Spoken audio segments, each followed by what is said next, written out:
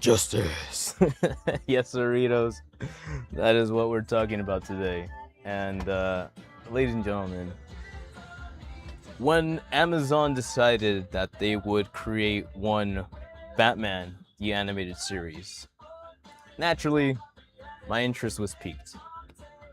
But then when they decided that they would go with the original Batman design, meaning a sort of reference to my favorite line, Batman Year One, which is what inspired one Robert Pattinson's Matt Reeves' The Batman, you can't help but see a bit of synergy happening. And while that is very cool, while that is very excited to me, as someone who generally likes the world's greatest detective, Batman, someone who loves detective noir, someone who enjoys piecing pieces together, Batman to me has always been a force of human integrity, a human who is willing to put their soul and their physical prowess on the line to help come up with a truth that supports humanity, the people of Gotham, if you will. And while all of that makes me smile, right, there are a couple people in the universe who don't necessarily see things in that light. Unfortunately, nobody can completely please everybody, but in this grandiose world where we have had a Heath Ledger's Joker, where we have seen Christopher Nolan's vision of what a technically, logically equipped Batman might be, and while one one Scott Snyder is willing to recreate that mythos in order to present a new interpretation of what a Bruce Wayne is, what he stands for, what he believes in. It is incredible still to know that there are people that see Batman in different light. So for me, as we're able to go back in time, if you will, and see what a original 1920s, 1950s detective noir, detective comic style Batman looks like, I am very pleased with what we got. I know a lot of people will look at this and be like, hey man, that's not my Joker. Well, you're right, it's not. It's your grandfather's Joker. It is the original idea of what a madness, what a twisted mind, what kind of damage a broken person could really cause to just one city. And we see that in effects. Not only do we see that, but we see a full arrangement of interesting characters who have all gone through their own traumatic experience, which again is one of my favorite aspects of Batman. The fact that this is a grown man who has accepted how unfair the cards dealt to him have been, but then decides to take all of that rage and all of that fear and transform that into a powerful force, a force to be reckoned with, a force that does protect the citizens of Gotham. It is awesome to see that there is still humanity within that character. And that's something that I do appreciate in this context of the Caped Crusader. I believe a couple people might be out there going, hey man, it's kind of not great. I don't know who this character is. Why are these people suddenly popping up in this scenario and blah, blah, blah. But I do believe the grandiose myth of the Bats is simply a human being, a beacon of humanity willing to reach out and bring another human being, as they still observe them as a human being, out of the depressive pit or the destructive hole that they have created for themselves. To me, in its true essence, that is what makes Batman Batman. The grown adult who is still there supporting the child that lost his greatest sense of support. creating the ultimate Sigma that would be. But I understand why some people might look at that, especially in this day of age of grandiose, explosions and just a need for constant stimulation. I can understand why people might look at this and feel disappointed. But to that, I do say that no man is born as great as he is destined to become. This is a journey, this is a story, and seeing how Bruce Wayne has to constantly deal with a new situation and how that may have taken a toll on his mental status, but he's still pushing through and bringing in the best work that he can provide for his beloved city, for the people of Gotham. But thankfully, this man is not alone, because yes, we see the GCPD and its corruption, but we also see sort of hints of people that are willing to hold up the line, that are willing to protect justice in all its purest form. And we see also how that brings a sort of discord among the police station itself, but we know who to trust and we know where we go from there. The curiosity or the intensity of a situation is trying not to be sold out by each other, as we're trying to keep this balance of humanity in / the police station intact and alive for years to come. But it makes sense, right? I do believe that while the people who wanted to tackle this project gave the characters time to digest, and given even small little random characters that pop up in the series help flesh out who this person will become, right? Specifically referencing to how Batman talks to kids.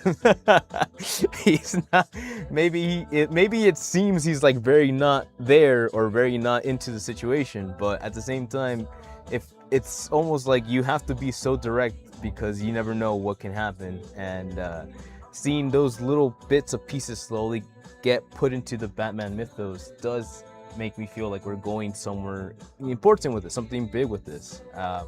Hello.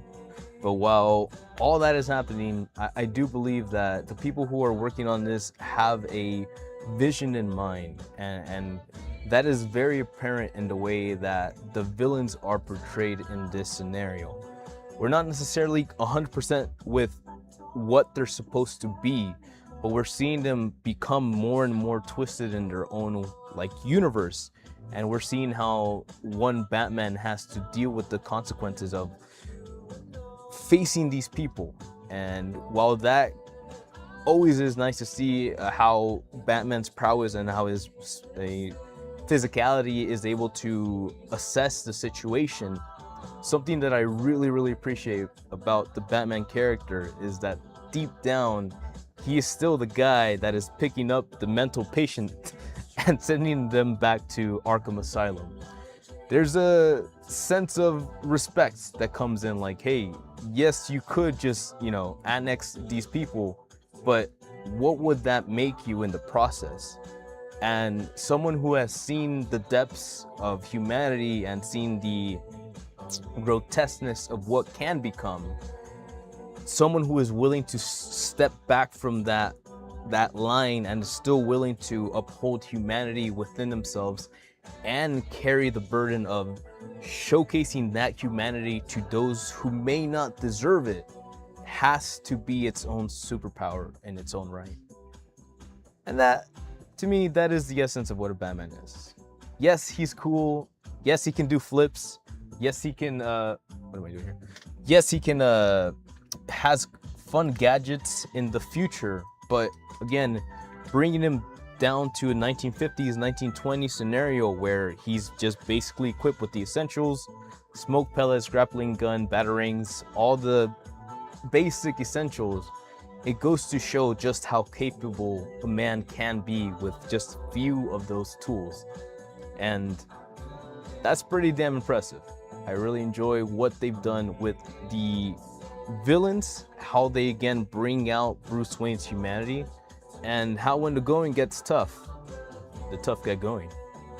So while I do feel like there is enough to kind of be like, I understand why people want more out of this. It is a good basis, a good base to begin with, and with the introduction of certain characters that obviously hold a lot of emotional value to the pop culture of it all, it is really cool to see what their original vision, or what a very calm, stoic Joker can do, or what kind of presence that holds in a scene, and how that interaction with one Cape Crusader does feel fresh. Ironically, it feels fresh when you're refreshing the old material, but I generally enjoyed it, man. I do feel like there's a lot of potential in this. Again, they've showcased very interesting characters. Clearly, their head is in a certain space that they are willing to, they would like to go forward and do more with more characters. But I do appreciate the sort of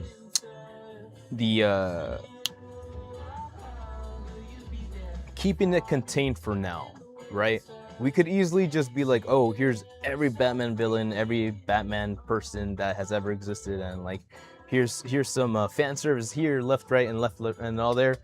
But I do appreciate the small hints of what will become the Batman that we know and appreciate, right? Again, this is a very early, a very year one Batman, but it's a great way to showcase just exactly what he stands for.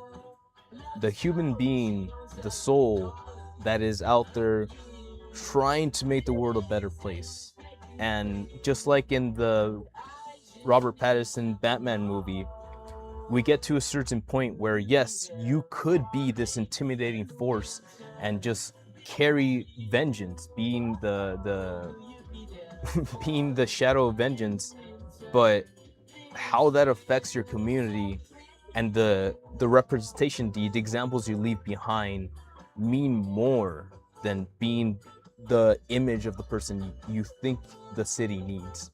And we're seeing that, and we're getting more and more entwined with like the GCPD, and I'm very curious to see what they do with certain characters, or if they really will take the next step into what we will hopefully expect from a animated series Batman. But we'll have to wait and see, man. Honestly, if it's supported enough, I think it can make it happen.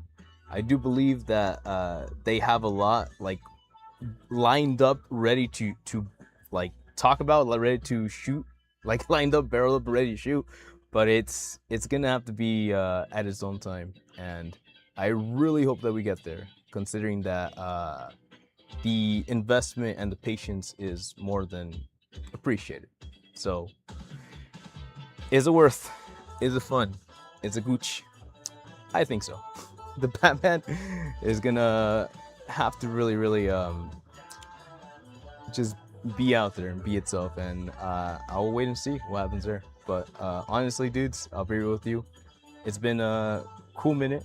I do appreciate like how we're getting there. I'm a guy that really appreciates like Detective Comics and its original just showcasing of what a human spirit can do even in darkest times.